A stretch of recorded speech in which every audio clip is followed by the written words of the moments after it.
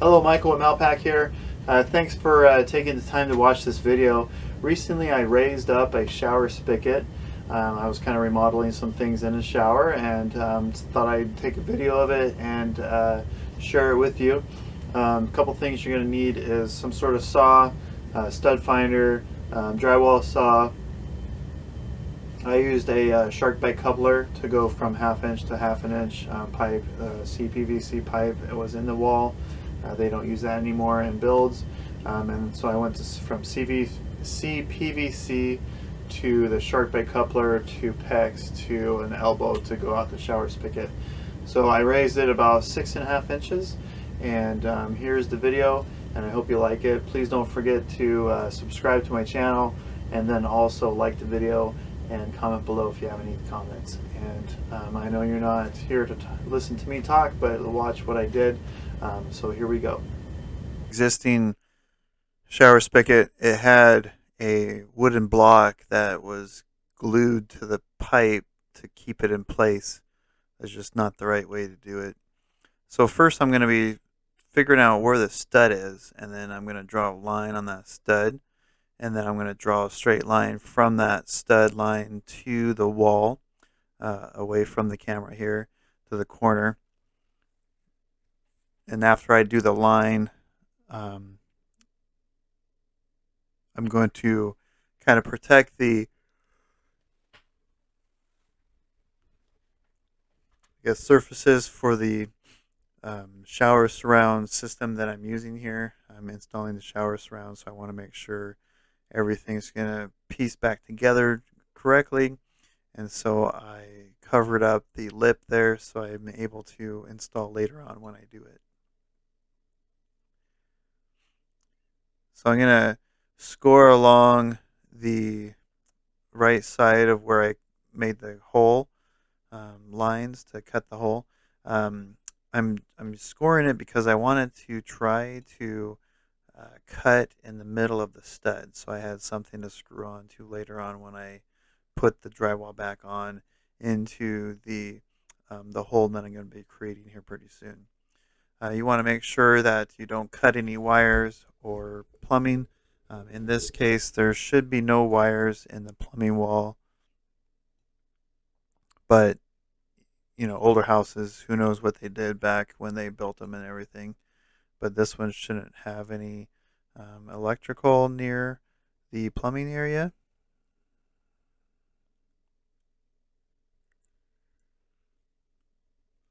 And I'm cutting around the pipe.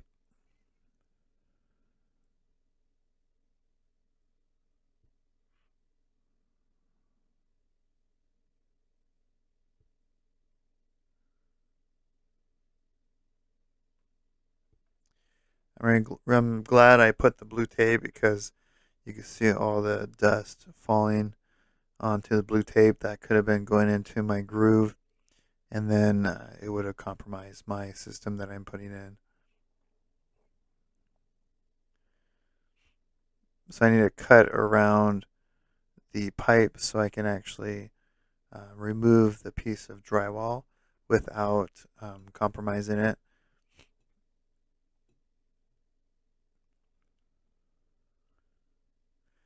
And be sure not to lose the drywall in the wall. You need to be able to reuse the drywall. Here's the pipe inside the wall. As you can see, there was looked like some sort of duct that was going out to the outside. I'm glad I didn't cut it or anything. And so what I did was I cut off the wood piece, and then I cut off the existing pipe in there, and then I took the shark bite coupling and pushed it on the pipe into the wall. After that was firmly secured, I took a piece of PEX and kind of measured out where I wanted to go.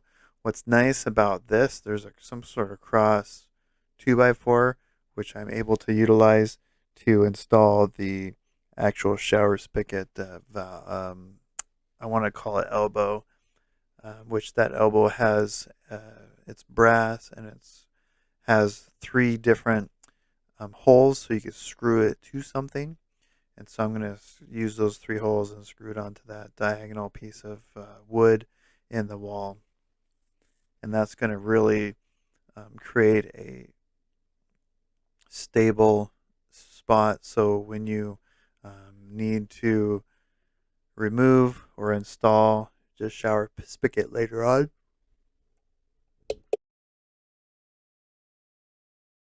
So there's the pipe coupler, and then the PEX pipe that I installed, and then the shark bite elbow. And then now I'm going to get some screws, and then I want to attach the screws through the hole so I actually secure that elbow to the piece of wood. I don't want it to move around in the wall after I'm done with installing all the shower surround materials.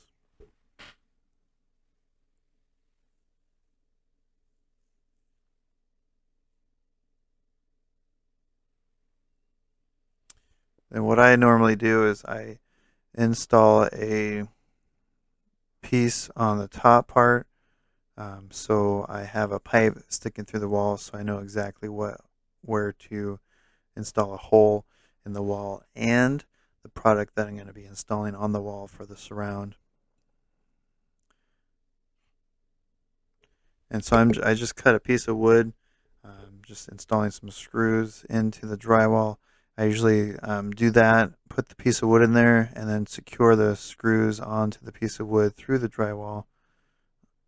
And then when I install the square piece of drywall that I removed earlier, then there's going to be a piece of wood that I can actually screw onto and have it secured.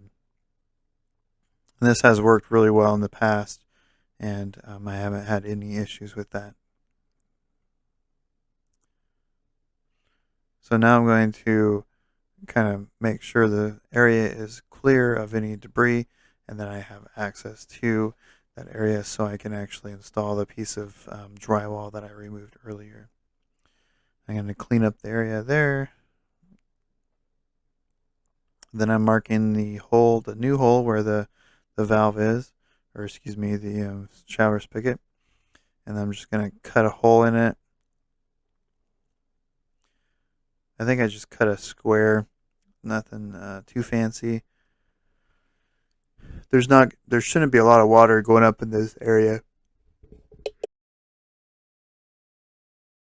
It doesn't really get wet up there, especially raising it up another 6 inches or so. It's going to be high enough so barely any water is going to get up into that area.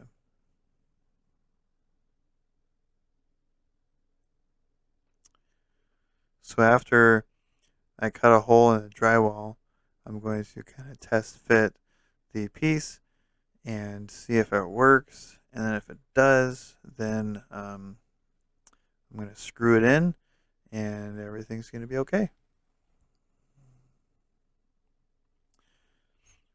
So I actually opted to change out what I did and put a cast iron pipe in lieu of the copper one. And so, like I said, it's just going to help me pressurize the system, make sure any leaks, and if there's no leaks, I can cover everything up and continue installing the shower surround that I started earlier.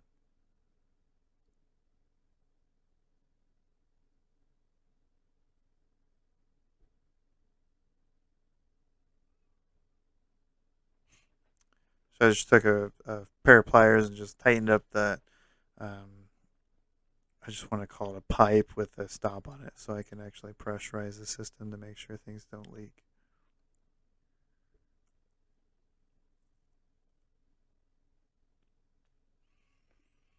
So everything was good after I tested it out, and then I'm putting the new drywall piece on, and then after that I'm just going to put some caulking around the hole, just kind of seal it up.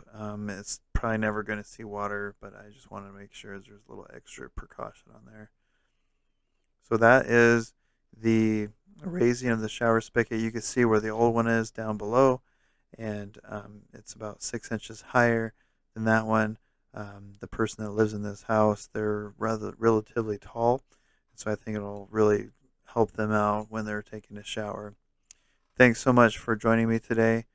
Don't forget to subscribe and then like my this video, and then also look for other videos that I'm going to be doing. I do quite a bit of a variety of different construction related items, and then I also do Volkswagen Beetle stuff. But thanks so much and have a great day.